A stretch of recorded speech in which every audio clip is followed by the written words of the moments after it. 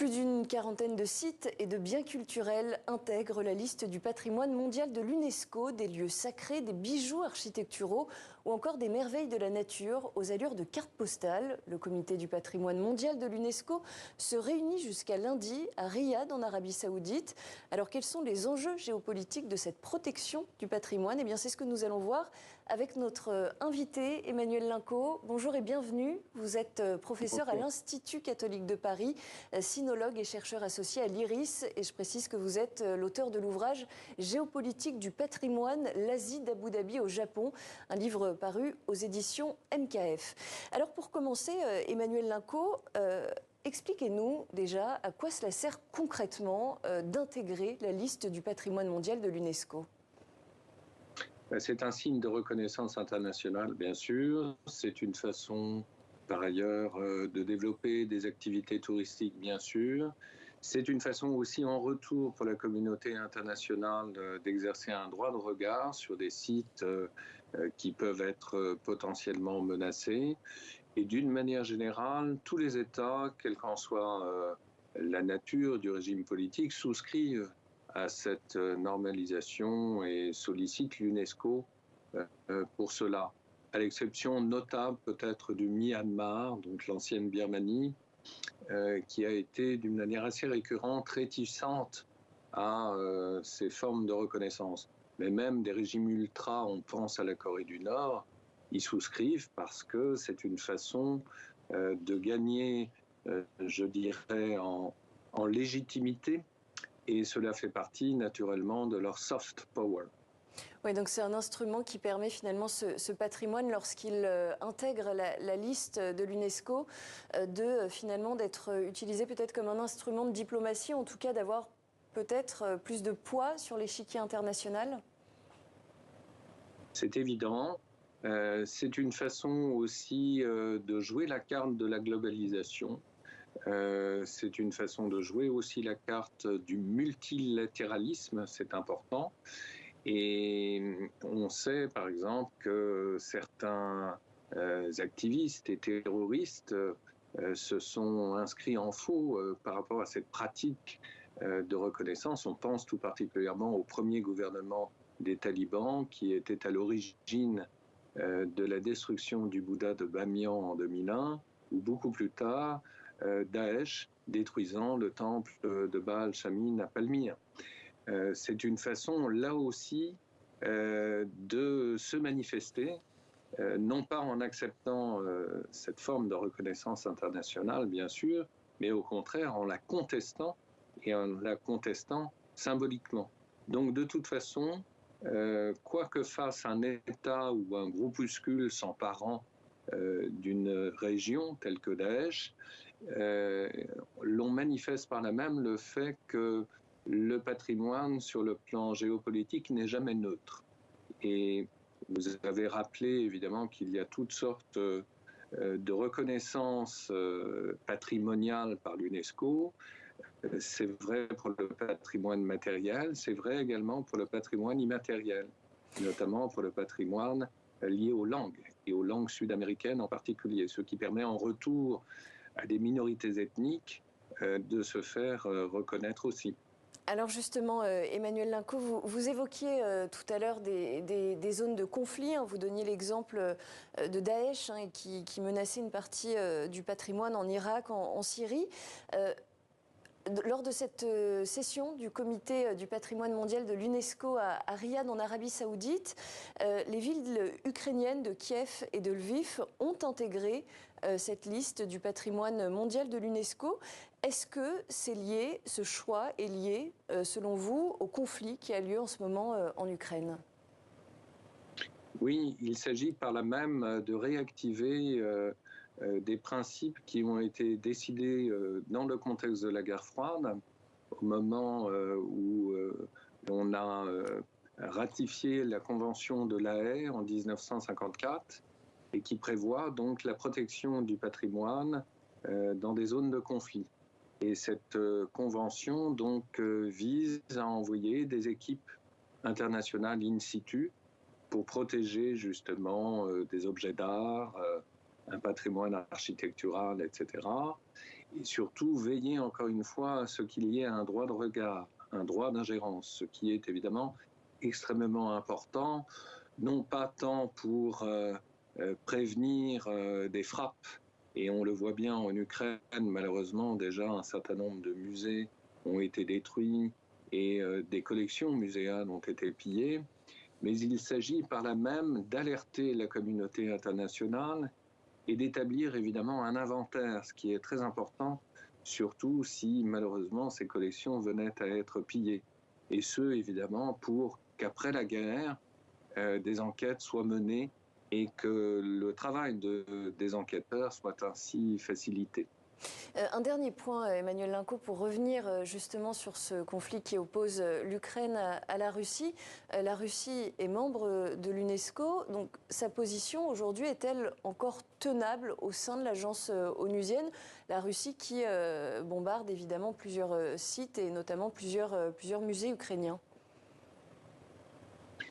On peut faire confiance effectivement en la Russie d'une certaine manière dans sa capacité à retourner la situation par des éléments de langage et en disant non sans raison qu'à partir de février 2022, suite à son agression contre l'Ukraine, un certain nombre de pays européens ont malheureusement décidé, par exemple, de boycotter des salles de concert où se produisaient des musiciens russes. L'université même de Naples, en Italie, avait proscrit l'enseignement de la littérature russe. Tout cela allant évidemment dans le sens du complexe paranoïaque qui est celui de Vladimir Poutine, selon lequel la culture russe serait menacée. Et donc, je pense que la Russie aura à cœur de contre-attaquer d'une manière ou d'une autre en utilisant également les outils que lui offre l'UNESCO pour affirmer également ses positions. Oui, on a le sentiment que finalement toutes ces dissensions politiques qu'on peut suivre évidemment au quotidien dans l'actualité, eh bien, elles n'épargnent pas ces réunions du comité de l'UNESCO. Emmanuel Linco, les États-Unis ont récemment réintégré l'UNESCO. Ils avaient quitté l'organisation en 2017 sous la présidence de Donald Trump. Pourquoi est-ce que les États-Unis ont décidé de réintégrer l'organisation? Est-ce que c'est une façon de contrer l'influence grandissante de la Chine? Absolument. La politique de la chaise vide, de toute façon, on le sait, n'a jamais donné de bons résultats. Et donc, c'est une façon, évidemment, pour Joe Biden et son administration de revenir précisément dans cette instance internationale qui certes a un poids essentiellement symbolique, mais pas que, c'est-à-dire que pour l'UNESCO en retour, évidemment, il s'agit avec le grand retour des États-Unis d'obtenir des financements beaucoup plus importants pour mener à bien ces actions à travers le monde. Alors je voudrais qu'on revienne également sur les coulisses de ces discussions qui ont lieu en ce moment à Riyad en Arabie Saoudite. D'abord très concrètement, qui y participe ? Est-ce que tous les pays sont représentés ? Non, tous les pays ne sont pas représentés précisément, mais ce que je vois à travers cet événement, c'est là aussi pour la diplomatie saoudienne une façon de se singulariser et une façon précisément d'attirer vers elle l'attention de la communauté internationale, tandis que l'Arabie saoudite essaye précisément de mettre en avant un patrimoine nabatéen, notamment dans la continuité de ce que l'on peut voir plus au nord en Jordanie à Petra. Et donc c'est une façon, bien sûr, là aussi, pour l'Arabie saoudite, dont on connaît par ailleurs le régime autoritaire, d'obtenir des gages et d'obtenir une sorte de reconnaissance, d'honorabilité, bien sûr. L'Arabie saoudite est force de proposition et sans doute voudra à son tour, peut-être à l'instar de la Chine, de parler ainsi au nom du Sud global. C'est important parce que, bien sûr, l'UNESCO est un champ de force et de rivalité entre les pays du Nord et les pays du Sud. Donc ça, c'est aussi très intéressant. L'UNESCO, dont il faut rappeler que le siège est à Paris, place de Fontenoy, n'en fait pas moins l'objet de rivalités très importantes entre différentes puissances. Est-ce qu'il y a parfois des opérations de lobbying menées par certains États pour justement que certains sites culturels, archéologiques, naturels intègrent cette liste du patrimoine mondial de l'UNESCO? Je pense à des actions de lobbying à des fins évidemment politiques ou économiques par exemple. Oui, même sans parler d'opérations de lobbying, il s'agit parfois, je dirais, de démarches qui sont celles de minorités ethniques, j'y reviens, en Nouvelle-Zélande en particulier, chez les Maoris, qui ont ainsi réussi à faire reconnaître la personnalité juridique d'un fleuve qu'ils considèrent comme sacré.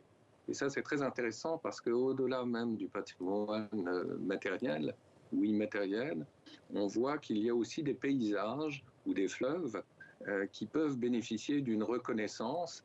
Et on sait, par exemple, que des démarches dans ce sens sont faites aussi pour la reconnaissance juridique en tant que personnalité du fleuve de la Seine, par exemple. Donc, c'est aussi non seulement un lieu de confrontation idéologique, de pouvoir, l'UNESCO, mais c'est aussi un lieu, je dirais, démocratique, c'est-à-dire qu'on a des propositions très diverses qui désormais donnent à la notion de patrimoine une acception beaucoup plus étendue que celle qu'elle pouvait avoir au moment même de la création de l'UNESCO après la guerre. Et une dernière question, Emmanuel Linco. Il arrive parfois que certains sites ou biens culturels soient déclassés. Ils ne figurent plus sur cette liste du patrimoine mondial de l'UNESCO. Qu'est-ce que ça veut dire, ça, concrètement, sur le plan géopolitique ? Ah ben, ça veut dire très clairement donc une volonté pour la communauté internationale de châtier en quelque sorte les gouvernements considérés comme indésirables. Vous avez un exemple type que je mentionnais tout à l'heure, c'est celui de la Birmanie, l'actuel Myanmar, qui à plusieurs reprises s'est vu retoqué parce que les propositions qui étaient faites par le gouvernement birman n'étaient pas recevables par le comité de l'UNESCO. Je pense tout particulièrement à la préservation du site de Bagan, qui malheureusement d'ailleurs du fait même de sa non-protection par l'UNESCO a fait l'objet de rapines, de prédations extrêmement importantes qui montrent bien en retour qu'un pays comme celui-ci, un pays qui s'isole, tel que la Birmanie, est un pays de plus en plus vulnérable. Merci beaucoup Emmanuel Linco, professeur à l'Institut catholique de Paris, sinologue et chercheur associé à l'IRIS. Je rappelle le titre de votre ouvrage « Géopolitique du patrimoine, l'Asie d'Abu Dhabi au Japon », ouvrage paru aux éditions MKF.